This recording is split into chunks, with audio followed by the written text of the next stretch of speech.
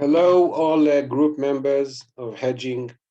Today we're going to start learning about options.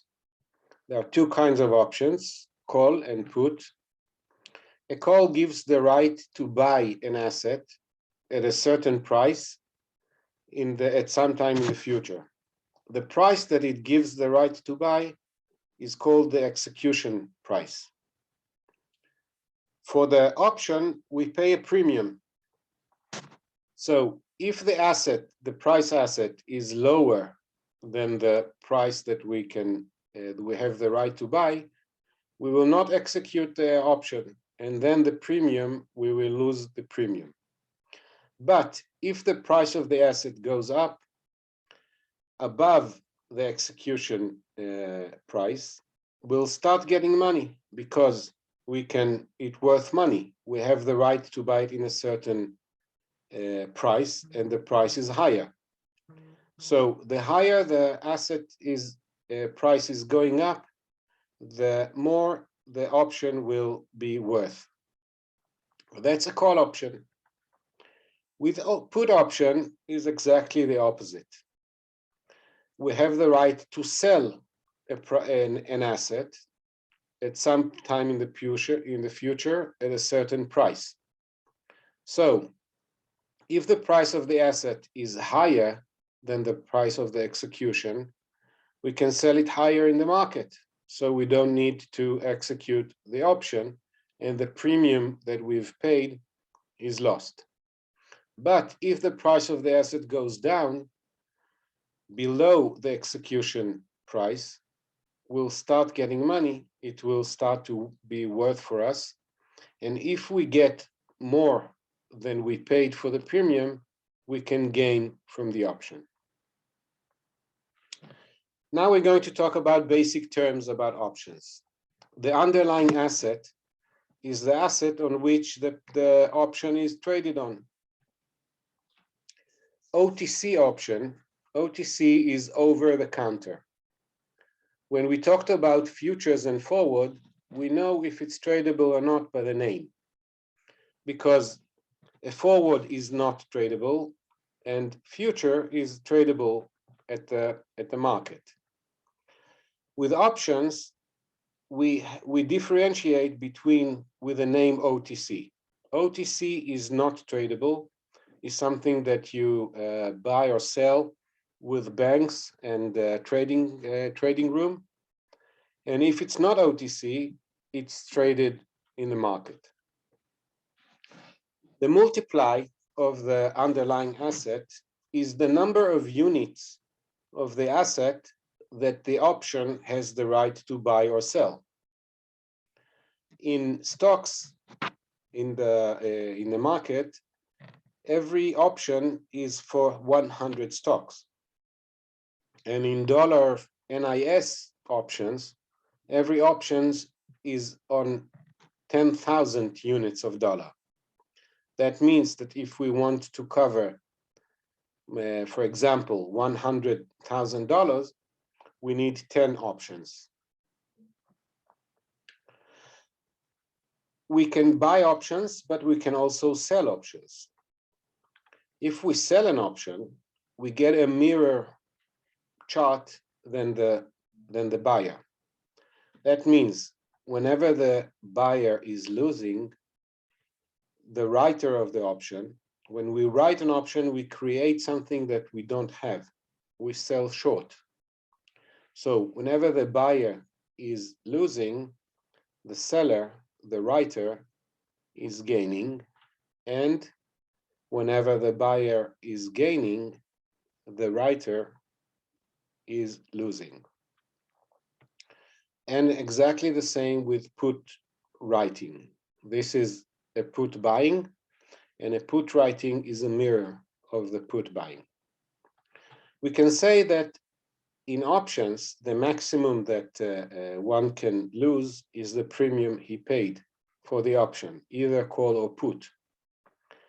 But with writing options, the loss can be tremendous. And the maximum gain is the premium that we got for the writing.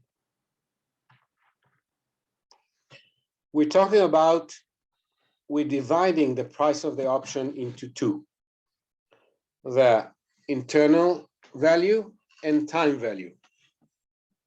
The internal value is the value of the option if it would be executed today. And the time value is the difference between the premium and the internal value. The internal value can be positive or zero. So we can divide any premium into two. Now, options that are out of the money, that means that if they were executed today, they would be worth nothing. For a call option, for example, if the price is 100, so 130 will be out of the money. Because if it would be executed today, the right to buy an asset in 100, sorry, exactly the same, exactly the opposite, sorry. For a call option, if the price is 100, 130 will be out of the money, because 100, if we have the right to buy in 130 and the price is 100, so we will not execute the option. So options that are out of the money have the premium is all time value. They don't have an internal value. Options that are in the money, for example, if the price is, for a call option, if the price of the asset is 100 and we buy a call option for 70, that's worth the naive value is 30. So if the price of the option is, for example, 35, this 35 will be divided into 30 internal value and 5 time value. For such an option, we will say that it's in the money. That means that if it would be executed today, the internal value is positive and big. The last term is at the money. At the money, we call an option that is traded around the price of the asset. For example, if the price of the asset is 100 and the option is 100, is on 100 price, that means that it's at the money. At the money, the premium is all or almost all time value. But slight differences in the price of the asset will make the internal value into positive. Unlike out of the money, that slight changes will not change the internal value. So if we want to summarize, for a call option, if the price is 100, call on 70 will be in the money, call on 100 will be at the money, and call on 130 will be out of the money. With put options, if the price is 100, 130 will be in the money, 100 will be at the money, and 70, put on 70, will be out of the money. How do we determine the option price?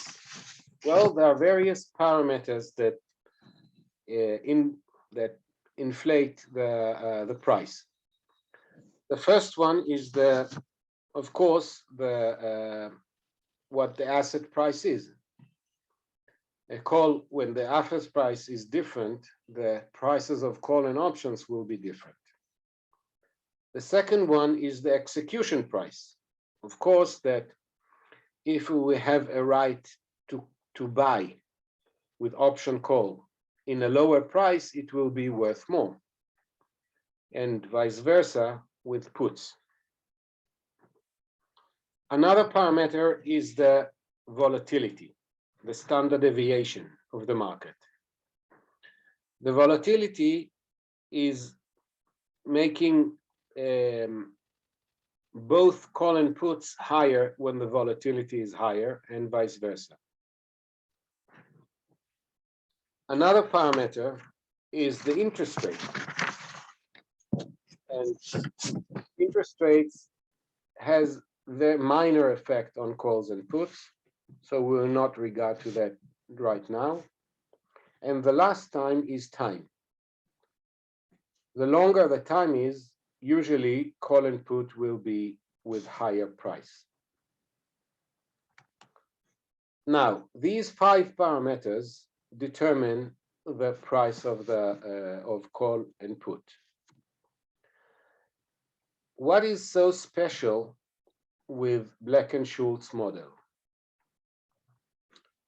We see all parameters: property price, the price of execution, standard deviation, time to expiration, and interest rate. In previous, before the Black-Scholes model, all models had expectations of what will do the asset in the future. But Black-Scholes said, well, the expectations about what the price of the asset will be are included in today's price. That means that we only have 5 parameters. With these 5 parameters, we know almost all of them. Of course, we know the asset price. Of course, we know the execution price. Of course, we know the time to expiration and the interest until expiration. But we don't know what standard deviation is. We can calculate what it was before, but the option is traded on the standard deviation that will be until the execution, and that's unknown. So with Black-Scholes, there's only one parameter that is unknown. If we know it, we know the option price. So it simplifies all the models and was easier to imply. And that also makes another parameter, because there is one standard deviation for the same option price, and only one. Now, with the option price, we know the price because it's traded in the market. So what we do is reverse the calculation. We put everything that we know, including the option price, into the formula, and then we get the standard deviation that is calculated from this formula. For this calculation, we call the implied volatility. That means that the volatility that is implied in the certain option price. For professionals to say that the option price is high is exactly to say that the volatility is high, the implied volatility is high, and vice versa. So standard deviation is relative, is practically the same as option price because it's one-on-one. If this goes higher, the option goes higher, and vice versa. Next, at the next lesson, we will speak more about options and understand deeper into options. Thank you very much for listening, and goodbye.